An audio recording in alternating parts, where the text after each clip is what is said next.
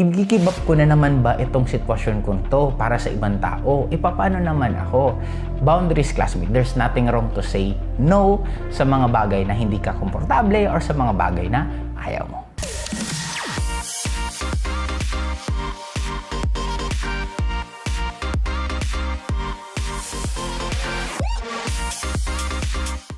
Hi classmate! Kumusta po kayo? And ito, nagbabalik po ulit tayo sa pagbablog. And unang topic natin, napakaganda kasing quote toys. Comparison is the thief of joy. Kaya sabi ko, gusto kong i-expound na lang itong topic na to. Kaya start tayo sa number 1. Okay? Social comparison. Anong ibig sabihin nito?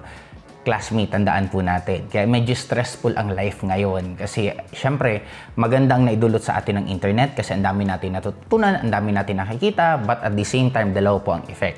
Pwedeng nakaka-motivate sa'yo, nakaka-inspire, or pwedeng nakaka-down sa'yo, nakaka-depress. Kaya always use yung social comparison na mas ma-inspire ka. Ako, dinadaanan ko rin naman to. Minsan, syempre, may mga bagay ka na pag nakikita mo, parang ako mismo nai-stress kasi I'm a very competitive person. But end of the day, may taong mas magaling sa'yo, may taong mas gwapo sa'yo, may taong mas successful sa'yo. Bottom line, ganun ang buhay. Kaya sa akin, ang iniisip ko na lang, pag minsan may mga ako nakikita na imbis ma-inspire ako, nai-stress ako, ina-unfollow ko muna or dinidelete ko para hindi ko na po makita. Basta ako, lagi kong inaalagaan yung aking mental health na dapat lahat ng pinapanood ko, mas nai-inspire ako, mas lalo ako nanggigigil na magsipag at ayusin yung buhay ko. Kaya dapat ganun ka din classmate. Always remember this, pag ang isang bagay hindi na nakakatulong sa'yo, wala pong masamang ikat mo muna yan. Number 2, cultivate a mindset of gratitude. Kasi lagi ko itong sinasabi classmates, even sa mga kasamahan ko hindi naman importante kung ano ang nangyayari sa'yo. Ang importante, how you react sa nangyayari sa'yo. Kasi, regardless anong nangyayari sa'yo, pwede kang maging masaya. Actually, classmate, kwento ko to. May isa akong inahandle na isang hub, isang grupo to, mga 7 silang lalaki. For 6 months, halos wala silang pay-in. Wala silang naka-close deal na sales. Ngayon, kinausap ko ng maayos. Sabi ko lang, sige, pag nagkaroon kayo ng sales for this month, lilibring ko kayo, magkakaroon tayo ng out of town, makakasama niyo ko the whole day, at magkakwentuhan tayo at magbabanding. Alam mo ba, classmate? After nun, isang buwan lang, lahat sila may na-close deal. Now, after nun, minute ko sila, kumain muna kami, tapos in-explain ko sa kanila. Sabi ko, ito question ko sa inyo. Meron na ba tayong out of town? Sabi niya, wala pa.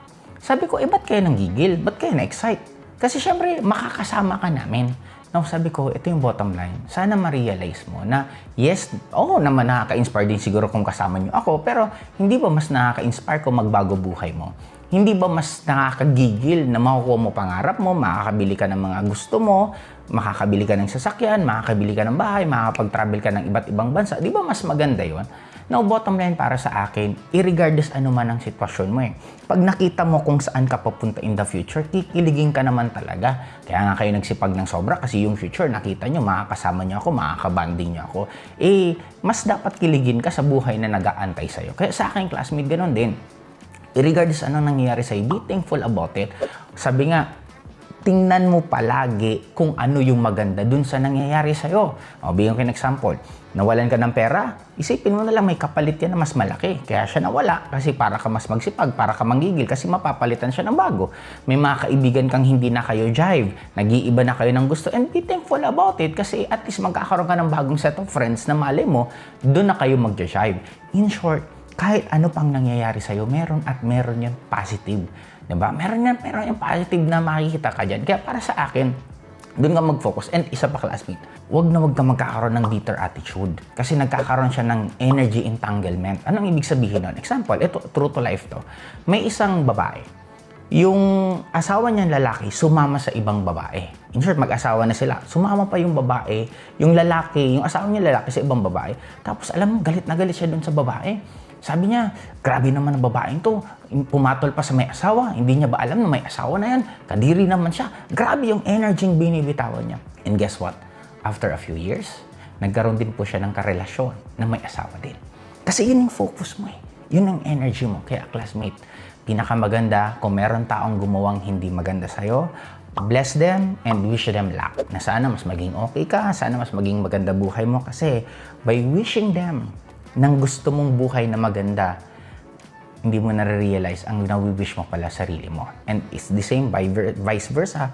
By wishing them na pangit mangyari sa kanila, bumabalik din sa'yo. Kaya classmate, there's nothing wrong maging maganda or maging mabuti sa mundong to kasi binibigay naman talaga lahat ng gusto natin. Kadax.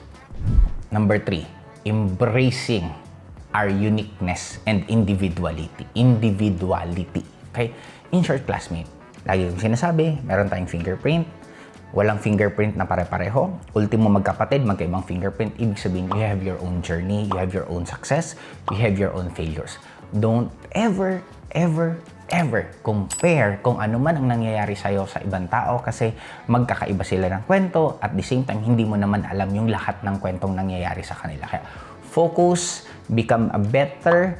Kung sino ka kahapon, mas maging better ka ngayon at mas maging better ka in the future. Doon ka lang mag-focus kasi I know, classmate, try to imagine na lang na you have your own movie na ikaw yung bida. Kaya ibig sabihin, may kanya-kanyang up and down, may kanya-kanyang story. Kaya be happy kung ano man ang nangyayari sa'yo kasi it is designed that way. Number 4, avoiding the pitfall of perfectionism. Ako, may problema ko rin to paminsan-minsan na I really wanted to everything to be perfect. Kaya lang hindi talaga ganun eh. May mga mali talagang mangyayari. Kaya mas maganda, mahalin natin yung correction, mahalin natin yung kailangan talaga maging better pang bawat isa. Na parang ako, na-realize ko to sa isang training namin, na meron training. Sabi nung trainer, magdala kami ng ballpen, coupon band. To cut the story short, pagdating namin doon, may mga ibang nakakalimot ng ballpen, nakakalimot ng coupon band. Ang kagandahan, yung trainer pala, ginawa niya, since 40 attendees, nagdala na siya ng 40 na ballpen, na 40 na coupon band. Na meron kahit lahat man hindi magdala, meron pa rin silang mapoprovide. And ganun ang pagiging leader eh. Ganun ang pagiging magaling mo. Kaya sabi ko, oo nga, no? Kasi expected, we need to accept na normal ang pagkakamali, lalo pag mga bago ang hinahandle mo. Kaya dapat maging open ka sa changes. Ganun yung pinakamadali. Kasi yung perfectionism or pagiging perfect, okay siya. Kaya lang, ang problema naman siya, paminsan-minsan, magkakamali at magkakamali pa rin. Kaya mas maganda, natin na yung pagiging better. Doon tayo mag-focus. And number 5, ito, napakaganda po nito. Kasi, ano tawag yan? Magkaroon tayo ng tinatawag na self-compassion sa sarili natin. Okay? Kasi sabi nga, lagi nating minamahal yung ibang tao, pero nakalimutan natin, mahalin natin sarili natin. Kaya, sa self-compassion, isang topic ko dyan is be mindful. Ano ba ang lagi mong sinasabi sa sarili mo? Diba? Dapat lahat ng sinasabi mo sa sarili mo is encouraging, namomotivate ka. Huwag mo naman masyadong saktan sa sarili mo na lahat na lang ng pagkakamali mo, inuulit-ulit mo sa kanya. Ikaw kasi ganito ka, ikaw kasi ganito ginawa mo, dapat ganito, dapat ganito. And mas maganda rin na damihan mo lalo na, magaling ka naman, dati nga nalagpasan mo eh. Dati nga ganito lang napuntahan mo ngayon, ganito na naging achievement mo. In short, alagaan po natin yung lagi natin sinasabi sa sarili natin kasi walang ibang kasama ang sarili natin na pinakamadalas kung hindi sarili mismo natin. Practicing self-care, napaka-importante din, classmate, na may mga tao na laging nagsusumika para sa ibang tao. Di ba, marami akong naririnig na hindi nila magtitipid na lang kasi yung kapatid ko, magtatipid na lang kasi nanay ko, titipid na lang ako kasi may ibang paggagastos sa pamilya ko. Now, there's nothing wrong naman tumulong, pero wag mo rin naman syempre kalimutan kung sino ang dahilan bakit ka kumikita. Ikaw yun. Kaya, hindi naman po kasalanan kung magkakaroon ka ng konting luho na magpapasaya sa'yo, lalo na kung ikaw naman ang nagsusumikap. Walang masamang manood ka ng sine, hindi po mali na bilhin mo yung gusto mo, hindi naman mali minsan kung gusto mo paminsan-minsan kainin yung gusto mong kainin. There's nothing wrong kung paminsan-minsan naman. Basta ang importante, dapat mapasaya mo pa rin ang sarili mo. Habang pinapasaya mo yung ibang tao, matuto ka rin na pasayahin syempre sarili mo. At ito, sunod, set boundaries. Ito, classmate, na set boundaries. Grabe, ano ko to? Lately ko lang to natutunan kasi buti na lang si Tin, lagi ako nako-correct sa ganyan kasi ako may ugali po ako na CS.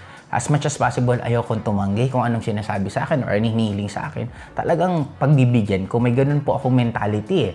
Now, doon ko na-realize na bakit minsan nagiging mainitindi ng ulo ko kasi wala nang natitira sa akin.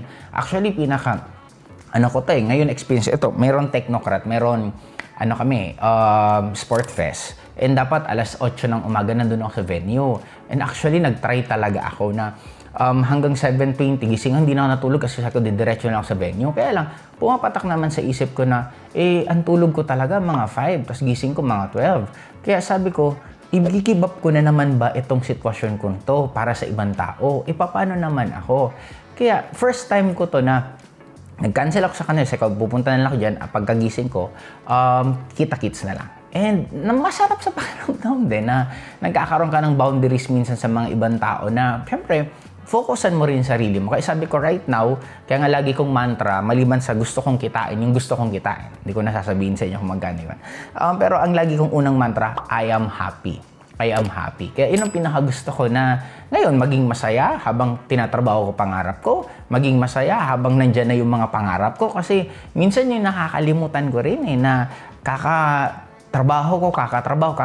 Pag andyan na parang binabaliwala ko lang. Sabi ko, para saan pa pinaghirapan ko to kung pagdating ng oras hindi ko naman pala siya ma-appreciate. Kaya boundaries, classmate. There's nothing wrong to say no sa mga bagay na hindi ka komportable or sa mga bagay na ayaw mo. Dagdag ko pa to. Siyempre, celebrate achievement. Oo, small or big achievement, i-celebrate mo. May effort kang ginawa dyan. Kaya dapat i-celebrate mo yan para siyempre mas lalong tumaas at lalo kang manggigil sa sarili mo. Seek help.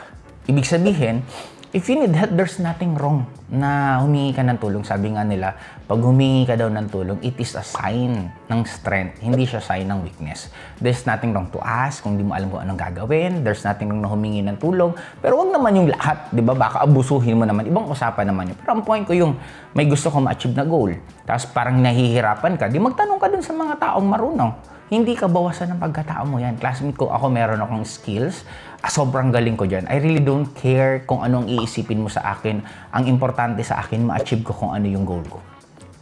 Number 6, setting personal goals and milestone.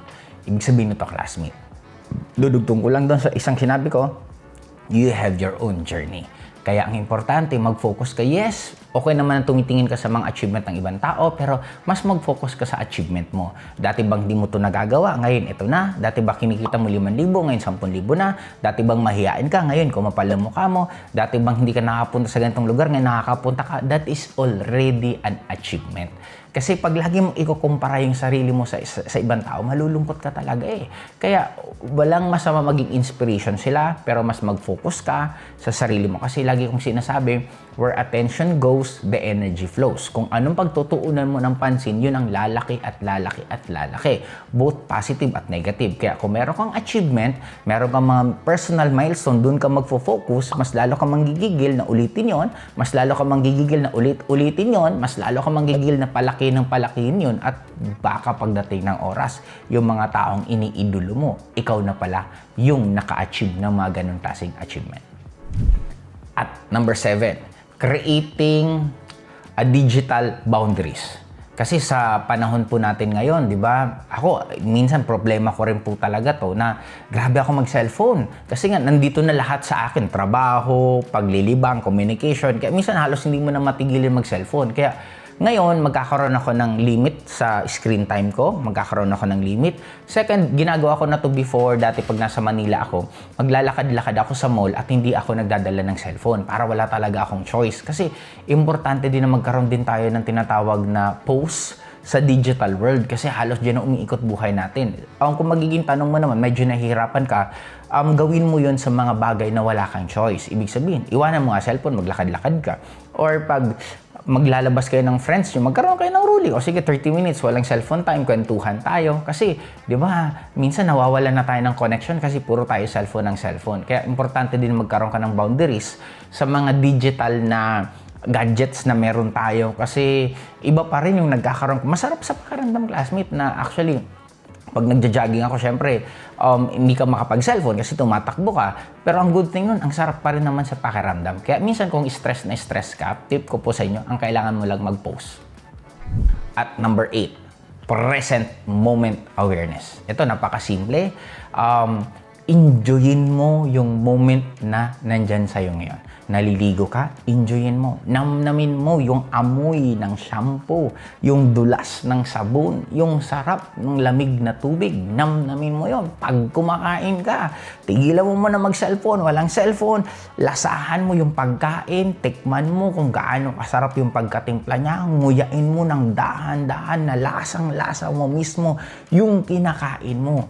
Kumbaga, pag namamasyal ka, minsan, okay naman mag-picture, okay din naman mag-videos, pero may moment ka rin na tinitingnan mo na, wow, ganito na pala buhay ko. Wow, ganito na pala nararating ko. Wow, parang kailan lang. Ito yung pinapangarap ko, pero ngayon, nagiging buhay ko na. Kaya classmate, enjoy natin kasi sa mundo natin ngayon, we are very lucky to be born sa mundong to kasi napakadali po ng lahat because sa mga digital na nangyayari sa online, lahat na po pagyaman, madali, matuto, madali, lahat ng problema, madali kasi itatype mo na lang sa Google, manood ka lang ng YouTube, napakadali na po lahat. Kaya para sa akin, classmate, gandahan mo lalo buhay mo ha, para mas marami tayong magkatulungan, magkahilahan, tayo makabagong Pilipino na maghihilahan pataas, tayo makabagong Pilipino na magtutulungan para mas mapabago din natin ang buhay ng bawat isa. Kaya sa last message ko ha, stop comparing yourself sa ibang tao. Kasi pag kinumpara mo, yan ang magiging start ng pagiging malungkot mo, yan ang magiging start ng downfall mo. Kasi end of the day, lagi kong sinasabi, ang mundo natin is diversify. Ibig sabihin, may mga taong iba't iba ang gusto. Kaya don't ever wish na lahat ng tao magustuhan ka. Don't ever wish lahat ng tao maintindihan ka. Mag-focus ka lang dun sa magaganda. Mag-focus ka dun sa mga kaibigan mo na napupush ka lalong baguhin ang buhay mo. Manood ka, makinig ka ng mga bagay na mas lalo kang nai-inspire. Kasi para sa akin, classmate, you deserve to be happy. And bakit ka deserve to be happy? Tinapos mo ba naman ang video ko? Kaya wag na wag kang magtitipid, mag-comment kung anong na-experience mo at anong natutunan mo kasi simula ngayon, gagawa naman tayo ng mga videos. Okay, Docs? Kaya dito na muna, classmate. Again, bye-bye!